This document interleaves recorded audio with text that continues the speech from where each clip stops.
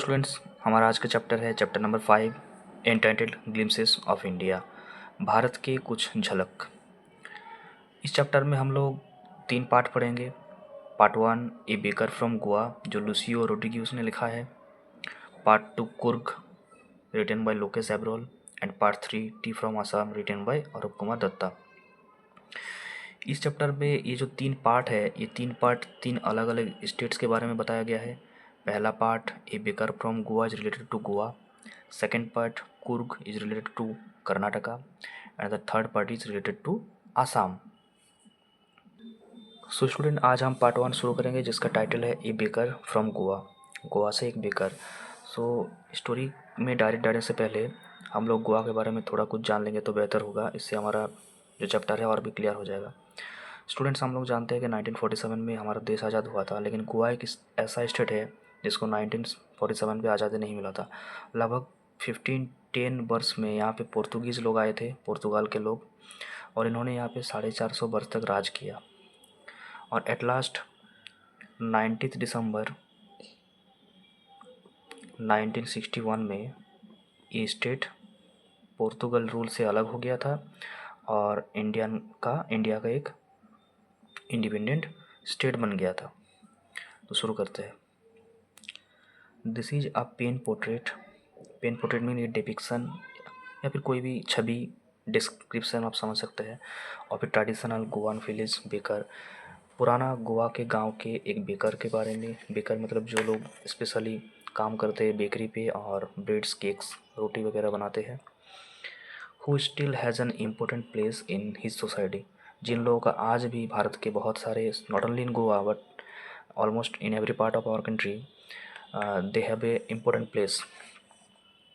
Our elders are often heard reminiscing nostalgically about those good old Portuguese days, the Portuguese and their famous loaves of bread.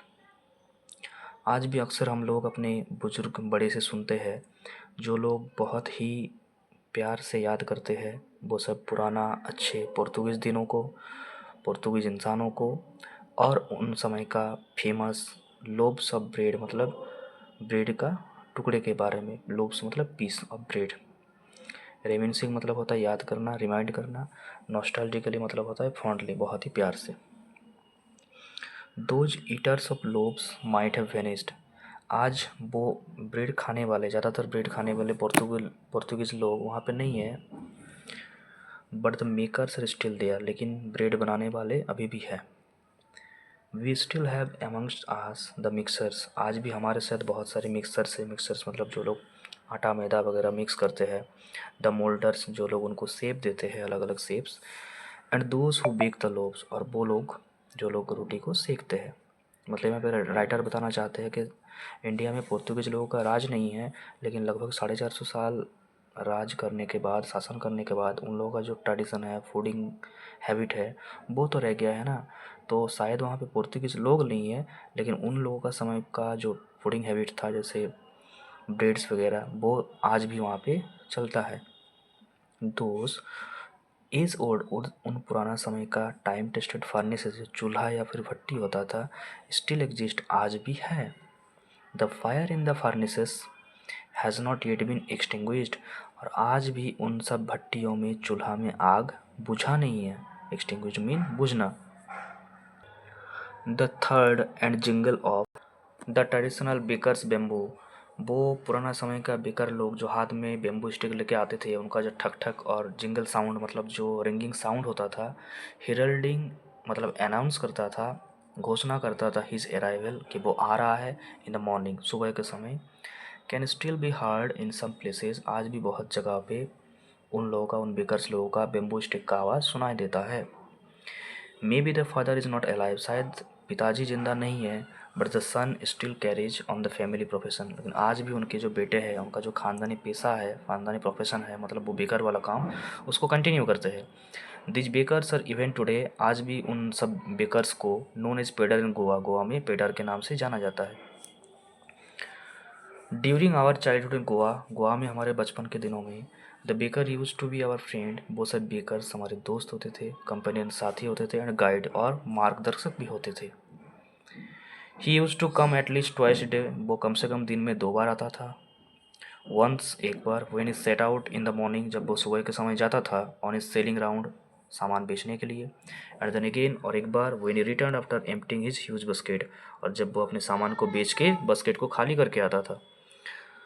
The jingling थर्ड of his bamboo woke us up from sleep, उसका जो bamboo stick का आवाज़ होता था, उसी आवाज़ से हम लोग नींद से जाग जाते थे।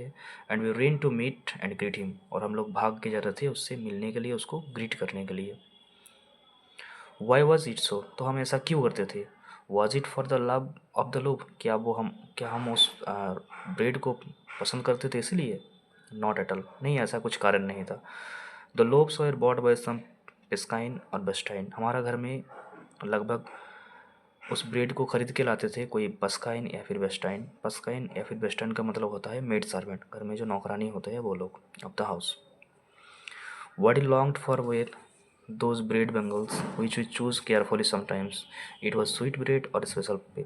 तो फिर हम क्यों उतने सुबह को भाग के जा रहे थे, उसका एक स्पेशल कारण था। वो ब्रेड बंगल मतलब गोल टाइप का जो ब्रेड वो लोग बनाते थे, जो हम लोग बहुत ही केयरफुली चूज़ करते थे, क्योंकि कभी कभी वो ब्रेड स्पेशली बनाया जाता था या फिर बहुत ही स्वीट टाइप का बनाया जाता था। The baker made his musical entry, एक म्यूजिकल एंट्री के जैसे वो बेकार आता था। ऑन द सीन विथ झंझंग, वो झंझंग आवाज़ करते हुए। Sound of his specially made bamboo staff, जो साउंड उसका हाथ में जो बेम्बो है उससे आता था, बेम्बो स्टिक से। One hand supported the basket on his head, उसके सर के ऊपर जो बास्केट था, एक हाथ से वो उसको पकड़ता था। And the other banged the bamboo, और दूसरे हाथ से वो बेम्बो स्टिक्स को पकड़ता था on the ground. He would greet the lady of the house, वो घर की महिलाओं को ग्रीट करता था विद गुड मॉर्निंग कह के। And then place his basket on the vertical bamboo, उसके बाद वर्टिकल बेम्बो के ऊपर, वर्टिकल बेम्बो इस टाइप का होता है, ये जो वर्टिकल बेम्बो इस टाइप का बेम्बो स्टिक्स के ऊपर वो अपने बकेट को रखता था। वी किड्स, हम जो बच्चे होते थे, वुड बी पुश्ड असाइड, हम लोगों को धक्का दे के साइड किया जाता था। विथ ए मिल्ड रिबुक, कभी कभी थोड़ा सा डांट के साथ।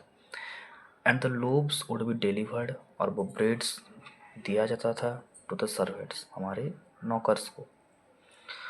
But we would not give up, लेकिन हम लोग हार नहीं मानते थे। We would climb a bench, हम कोई बेंच के ऊपर चढ़ जाते थे, और द पेरापेट या फिर कोई लो वॉल छोटा सा दीवार के ऊपर। And peep into the basket somehow, और कैसे भी उसके बास्केट के अंदर क्या है वो देख लेते थे।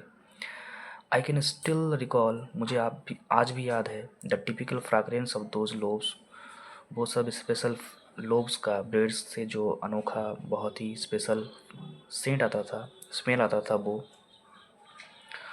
Lobes for the elders, elders के लिए, बड़े बच्चों के लिए लोब्स आता था, मतलब स्क्वायर टाइप के जो पीसेस ऑफ ब्रेड्स होता है। And the bangles for the children, और बच्चों के लिए गोल गोल टाइप का ब्रेड आता था।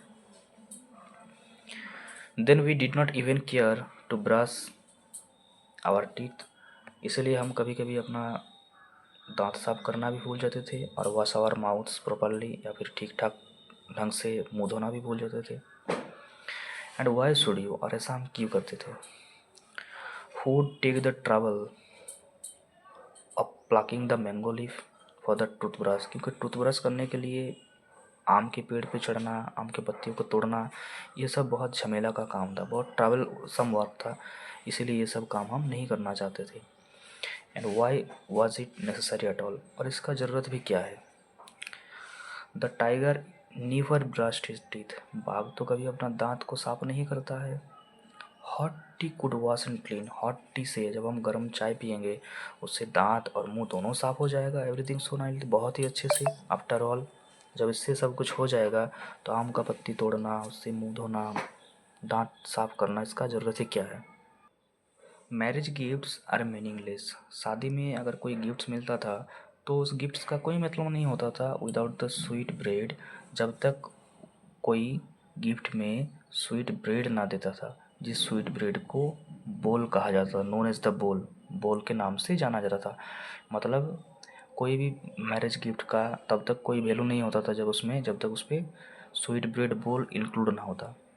जस्ट एज ए पार्टी और ए फीस्ट, जैसे कोई डिनर पार्टी हो या फिर कोई दावत हो, लॉसेस इट्स चार्म्स, उसके वैल्यू ही ख़त्म हो गया है विदाउट ब्रेड, ब्रेड अगर नहीं है तो। Not enough can be said to show how important a baker can be for a village. क्या इतना सारा डॉक्यूमेंट कम है ये प्रूव करने के लिए कि गोवा के एक विलेज में बेकार का इम्पोर्टेंस कितना ज़्यादा था। The lady of the house must prepare sandwiches, घर की महिलाओं को सैंडविच बनाना ही पड़ता था on the occasion of her daughter's engagement, अपने बेटी के सगाई के समय। Cakes and bolinhas are a must for Christmas as well as other festival. हम लोगों का जो स्पेशल फेस्टिवल क्रिसमस है या फिर दूसरा कोई फेस्टिवल पे केक्स या फिर bolinhas, bolinhas is a special type of biscuit, ये सब बनाया जाता था। Thus, the presence of the baker's furnace in the village is absolutely essential। इसीलिए गांव में एक बेकर्स का चूल्हा होना, मतलब बेकार होना, बहुत ही एसेंशियल इसको माना जाता है। द बेकर और bread seller of those days had a peculiar dress known as the kabai. तो उन दिनों में जो ब्रेड सेलर्स होते थे, जो बेकरी में काम करने वाले लोग होते थे, वो लोग एक अद्भुत टाइप का ड्रेस पहनते थे जिसको कबाई कहा जाता था। It was a single piece long frock, ये एक सिंगल पीस लॉन्ग फ्रॉक भी जैसे होता था upper part of the body, reaching down to the knee, जो घुटना तक आता था। इन आवर चाइल्डहुड, हमारे बचपन के दिनों में, वी सॉ बेकर्स, हमने बेकर्स को देखा था। In our childhood we saw baker in our childhood we saw, हमने बचपन के दिनों में देखा था बेकर्स को वेयरिंग शर्ट, शर्ट पहनते थे, एंड ट्राउजर्स, और पैंट पहनते थे, विच वर शॉर्टर, एक ऐसा टाइप का पैंट पहनते थे which were shorter than full neck, जो फुल पैंट से छोटा था, once, and longer than half pants, और हाफ पैंट से बड़ा था। मतलब राइटर हमें बताना चाहते थे कि उनके बचपन के दिनों में जो बेकर्स आते थे, उन लोग, वो लोग जिस टाइप के पैंट पहनते थे वो थोड़ा कुछ बारमूडा टाइप का था, 3/4 पैंट के जैसे, मतलब ना शॉर्ट पैंट ना फुल पैंट। इवन टुडे, आज भी, anyone who wears a half pant, आज भी अगर कोई हाफ पैंट पहनता है, which reaches just below the knees, जो घुटने तक आ जाता है, मतलब हाफ पैंट से थोड़ा लंबा होता है, इनवाइट्स द कमेंट, तो उसको सुनना पड़ता है that he is dressed like a poder, कि तुमने तो पेडर के जैसे कपड़ा पहन लिया है। The baker usually collected his bills at the end of the month, जो बेकर्स होते हैं वो मंथ के एंड पे अपना बिल कलेक्शन करते हैं, जो भी पैसा होता है, बिल होता है। Monthly accounts use to be recorded on some wall in pencil, और मंथली जो रिकॉर्ड होता है, मतलब जो खर्चा वगैरह होता है, वो पेंसिल से दीवार में लिखा जाता था। Baking was Indeed A profitable profession in the old days. So baking was Indeed A profitable profession in the old age, पुराना समय में जो बेकिंग का काम था, प्रोफेशन था, वो प्रॉफिटेबल था, उसमें फ़ायदा ही होता था। The baker and his family never starved, क्योंकि बेकर और उनके परिवार के लोग कभी भूखा नहीं रहते थे। ही हिज फैमिली, वो बेकर, उसके परिवार, एंड हिज सर्वेंट्स, और उसके पास जो नौकर थे, ऑलवेज लुक्ड हैप्पी, वो हमेशा हैप्पी रहते थे, एंड प्रॉस्परस, हमेशा डेवलप्ड भी करते थे। दे आर प्लाम फिजिक, मतलब उनका जो मोटा तगड़ा जो फिजिक, प्लाम मतलब मोटा सा हेल्दी फिजिक, उन लोगों का मोटा तगड़ा स्ट्रॉन्ग फिजिक बॉडी देख के ही पता चलता था। वॉज एन ओपन टेस्टिमनी, एक प्रूफ था टू दिस, इस बात का कि वो लोग हैप्पी रहते थे और प्रॉस्परस थे। इवन टुडे, आज भी, any person with A jackfruit like physical appearance, अगर कोई मोटा जैकफ्रूट के जैसे फिगर वाला इंसान होता है, is easily compare to a baker, तो उसको एक बेकर के साथ कंपेयर किया जाता है। तो इससे ही हम लोग का part 1 glimpses of the India का जो स्टोरी है, a baker from Goa, complete होता है। अगर आप लोगों को मेरा वीडियो अच्छा लगा तो मेरा चैनल को सब्सक्राइब कीजिए, कॉमेंट कीजिए और लाइक करना मत भूलिए। Thank you.